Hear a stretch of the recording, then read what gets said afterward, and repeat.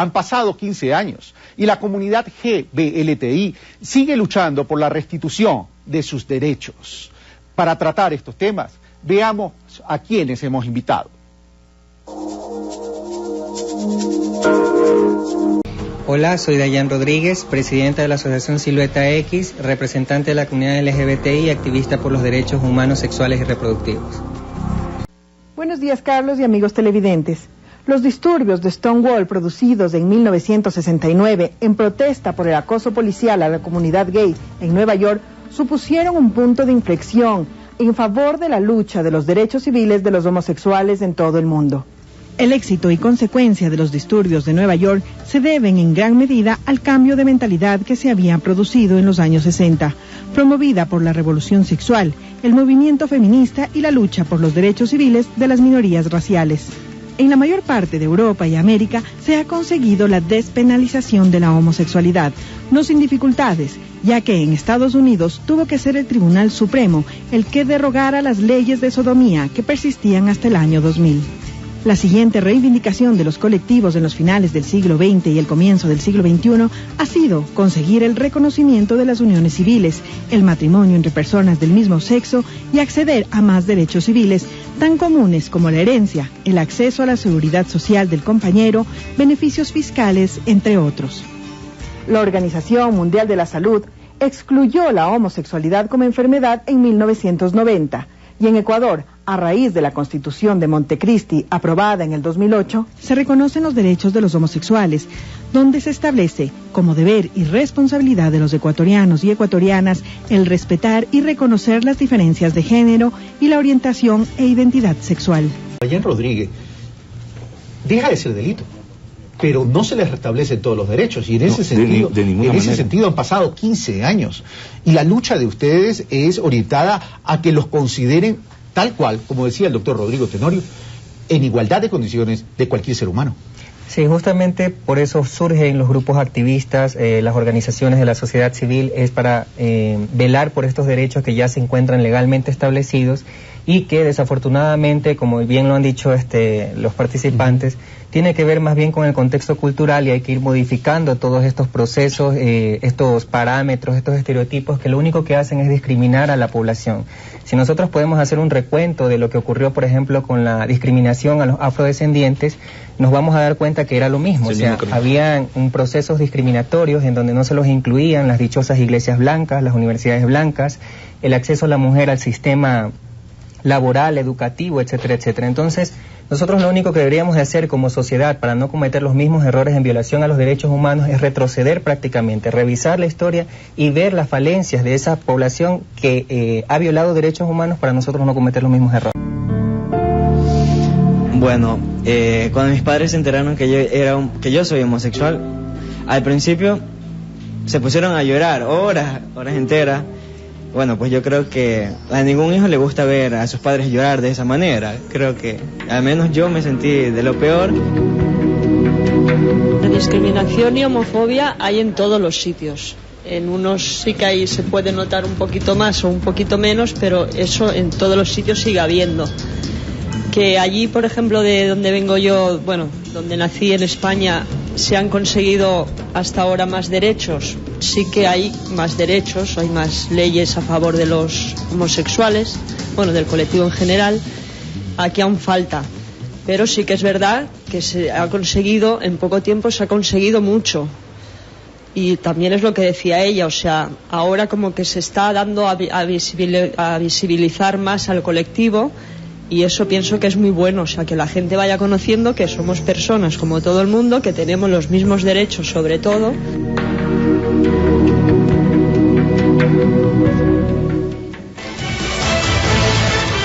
Dayan, tú tienes tu propio testimonio. Yo tuve la oportunidad de entrevistarte cuando fuiste candidata a la Asamblea Nacional y me diste tu testimonio en ese momento. Cuando tú reconoces tu identidad sexual distinta a la de tu nacimiento, a la de tu origen, llamemos así, y esta identidad reconocida por ti es trasladada en términos de conocimiento hacia tu entorno familiar cercano. Fuiste excluida. Sí, exactamente. Ocurre que en la gran mayoría de espacios LGBT, en la comunidad LGBT siempre hay historias distintas. Entonces, en algunos, por ejemplo, podemos encontrar relatos en donde la población ha sido aceptada por sus familiares. En mi caso no fue así, yo fui expulsada, hice trabajo sexual.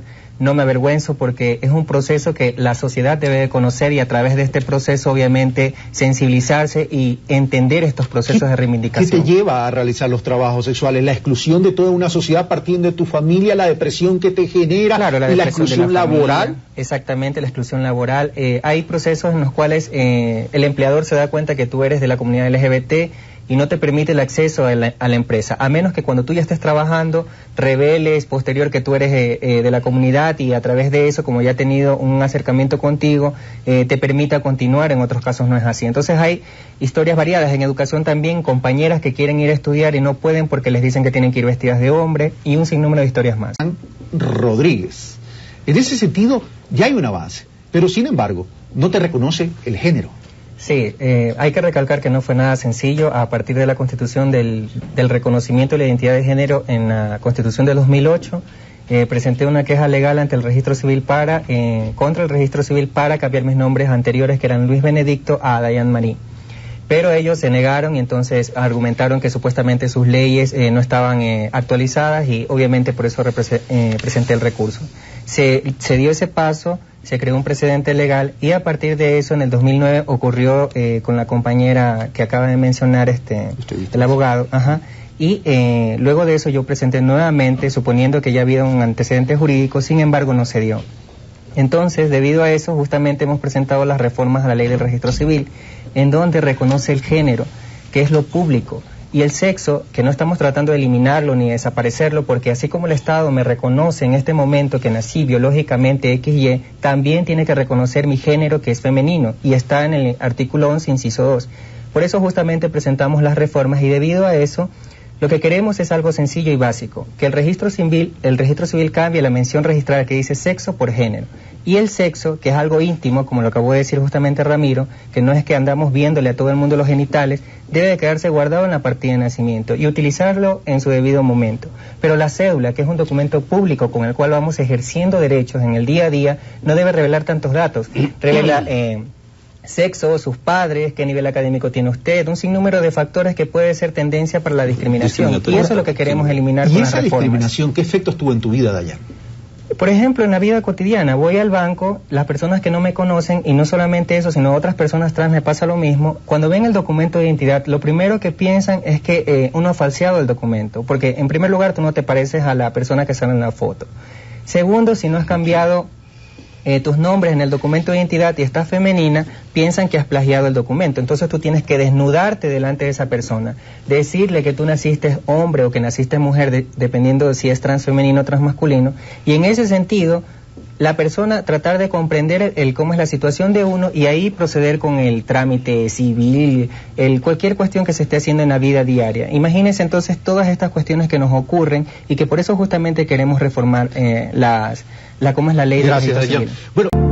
Bueno, yo les conté a mis padres porque es algo terrible.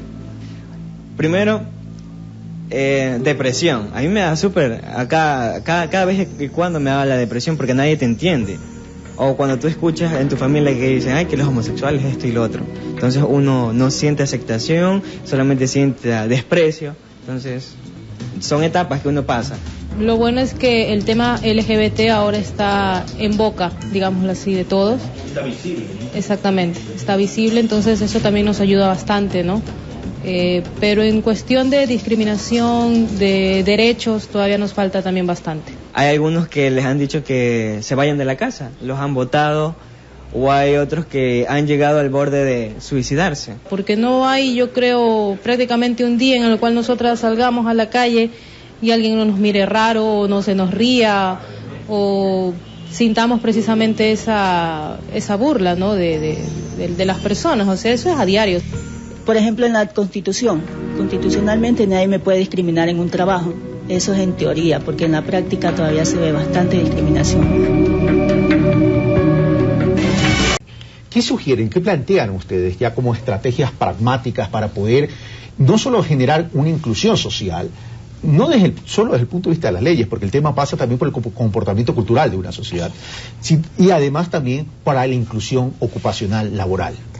Sí, también quería hacer una puntualización en relación a las reformas a la ley del registro civil. Si se pudiera anteriormente o ahora, en este momento, llegar a la Corte Constitucional y aprobar lo que se hizo con el caso anterior, efectivamente se reconocería, en mi caso, como género femenino, pero no como género femenino, sino como mujer. Sin embargo, las reformas a la ley de registro civil lo que quieren es justamente cambiar la mención registral.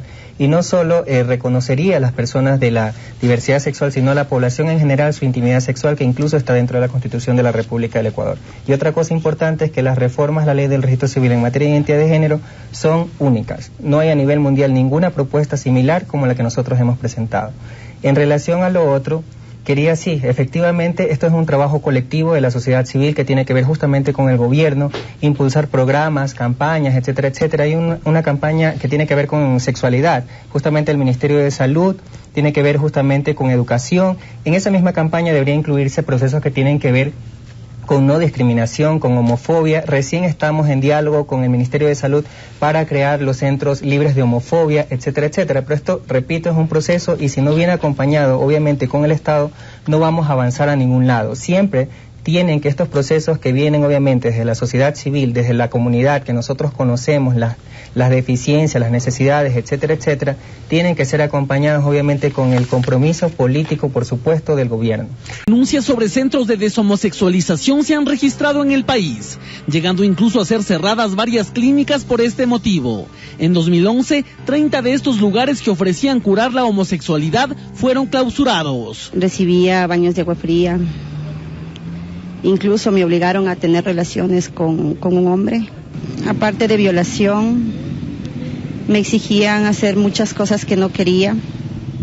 Me maltrataban. Según declaraciones de la propia ministra de Salud, Karina Vance, centros de rehabilitación para drogadictos y alcohólicos también ofrecen curar la homosexualidad. Hasta julio del 2012 se registraron, según el Ministerio de Salud, 200 de estos sitios, de los cuales 80 funcionaban ilegalmente. Para el psiquiatra Carlos León, la homosexualidad no es un trastorno de la personalidad, por lo tanto no es por ningún motivo una enfermedad. Es algo que está genéticamente determinado, entonces no es una opción de que yo quiero ser homosexual o heterosexual, es algo que está determinado a través de los genes. El desconocimiento de este tema ha hecho que la propia familia de personas homosexuales internen a sus seres queridos en estos centros. Buscando el bien para sus hijos, los dejan en manos inescrupulosas, sometiéndolos a todo ultraje. La psicoterapeuta Susana Benalcázar cree que este tipo de terapias no pueden cambiar algo que es natural en estas personas. Hemos visto que visiblemente se puede observar de que han sido violentados los derechos de ustedes como seres humanos. ¿Qué dicen pues las organizaciones de los derechos humanos? Nosotros tenemos una campaña que se llama Tiempo de Igualdad, incluso tenemos un sitio web www.tiempodeigualdad.com y hemos presentado varias spots publicitarios que tienen que ver justamente con estas clínicas de tortura LGBT. Nosotros no le llamamos deshomosexualización porque es reafirmar que hay algo que componer supuestamente. Entonces le llamamos clínicas de tortura LGBTI. Y en estas clínicas obviamente lo que hacen es lo que ya se ha repetido aquí y nosotros como sociedad civil nos hemos reunido con varios colectivos y hemos lanzado estas campañas. A nivel de derechos humanos, afortunadamente existe un gran compromiso por parte del gobierno, ya hemos visto a la ministra que se ha empoderado del proceso y ha obviamente investigado a través de los mismos para clausurar estos lugares. Siempre vienen a través de procesos que tienen que ver con que se va a arreglar algo que supuestamente está descompuesto cuando no es así. Pero y más allá de eso, independientemente que sin perjuicio que sigas, que continúes, pero no se trata solamente de clausurar las clínicas. Claro, hay que cambiar el estereotipo de pensamiento de las ¿cuántos personas. procesados tienes, por ejemplo, a esa es la pregunta que la quiero clínica hacer. en donde tenían a la compañera Zulema, creo que es el único caso en el cual realmente todavía siguen procesos. ¿Están procesando? Ajá, están procesando, pero la clínica por lo menos fue cerrada. Sí, pero sí, es verdad, pero, no existe algo... Hay que llevar esto a otro... El tema no se soluciona con cerrar la clínica. Claro, okay, vamos a Jan, que quería terminar sus ideas y sus conclusiones. Y específicamente sí, no hay ningún... Hasta el momento no hay ninguna sentencia, pero sin embargo en eso estamos, tratando de obviamente continuar con estos procesos de denuncia, tratando de visibilizar todas estas cuestiones que lamentablemente lo único que hacen es reafirmar estereotipos que no vienen al caso. Algo que también quería hacer una crítica era que dentro de las familias homoparentales y los estudios científicos que se han hecho, como en la Universidad de Carolina de Estados Unidos, revela que los hijos de familias homoparentales, tanto de familias lésbicas como de gays, tienen una mayor predisposición y obviamente una mayor respuesta ante este sistema discriminatorio. Y lo mismo dice, y de otra forma mucho más asertiva, el estudio de la Universidad de Rochester de Australia. Eso quería hacer énfasis porque después se puede malinterpretar de que tal vez 2 hombres homosexuales no pueden adoptar. Repito, y existen 2 estudios científicos muy claros en relación a eso. Desde el punto de vista o como el sustento científico. Ahora, como habíamos hablado, se requiere no solo una reforma constitucional,